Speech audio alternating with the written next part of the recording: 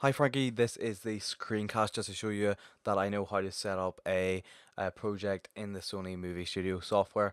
So we're going to go ahead up the top left, open a new project. I was just working on the background for that, so we're going to go ahead and save that. But this here is the layout that we get. So we want to go ahead and choose Internet Video HD. I'm going to just call it test. And then I'm going to save it into my documents where the Movie Studio folder is for the projects. So we're going to go ahead and save it in there.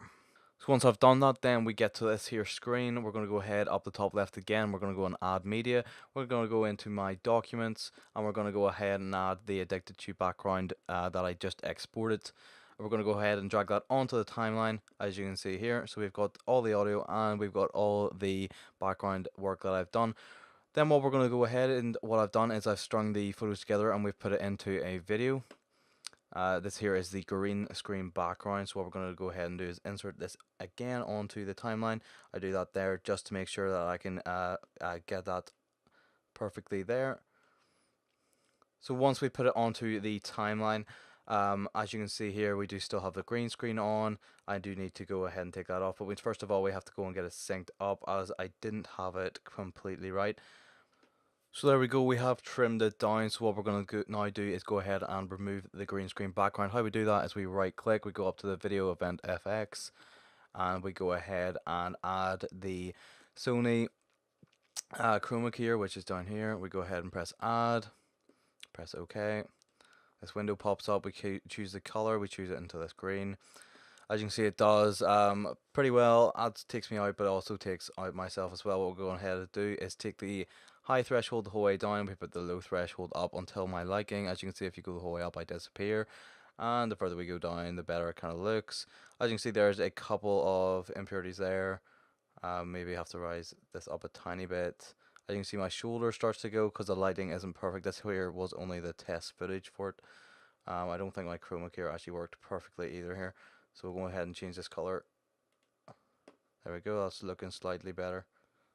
So that there is about as good as I can get the test footage. Obviously for the proper footage it will be perfect, obviously, because I'll get the lighting sorted out for that, as that's what the test is for.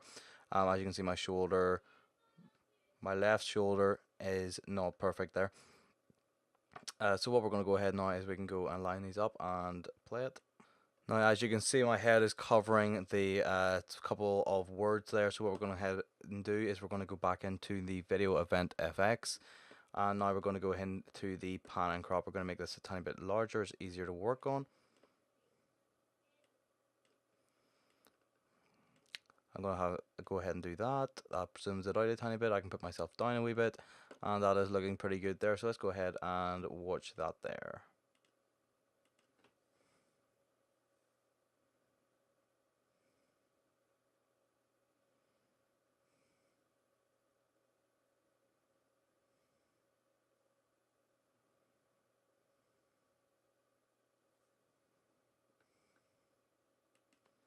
So as you can see, that there works pretty well. So that was how to set up a Sony Movie Studio project, where to save it. I do have that green screen footage on a memory stick as well, so that helps me save it just in case my computer corrupts itself. So that there was how to set up the Movie Studio project, and also how to remove the background for the green screen, and also just how to set up what I'm using it for.